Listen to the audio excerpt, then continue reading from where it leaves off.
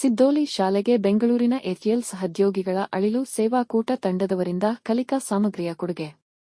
ಜೋಯಿಡಾ ತಾಲೂಕಿನ ಸರ್ಕಾರಿ ಕನ್ನಡ ಶಾಲೆ ಸಿದ್ದೋಲಿಗೆ ಸೋಮವಾರದಂದು ಬೆಂಗಳೂರಿನ ಎಚ್ಎಎಲ್ ಸಹೋದ್ಯೋಗಿಗಳಾದ ಶ್ರೀ ಮಂಜುನಾಥ, ಶ್ರೀ ಸ್ವಾಮಿ, ನವಾಬ್, ಬಸಪ್ಪ, ಭಾಸ್ಕರ್ ಇವರನ್ನು ಒಳಗೊಂಡ ಅಳಿಲು ಸೇವಾಕೂಟ ತಂಡದವರು ಆಗಮಿಸಿ green board, panel board, water filter, gas stove, small green boards, weighing machine, book trolley, 10 litre cooker ಜೊತೆಗೆ ಮಕ್ಕಳಿಗೆ ರಿವೈಡ್ ಬುಕ್ಸ್, ಸ್ಪೋರ್ಟ್ಸ್ ಐಟಮ್ಸ್, ಇನ್ನಿತರ ಕಲಿಕಾ ಸಾಮಗ್ರಿಗಳನ್ನು ನೀಡಿರುತ್ತಾರೆ.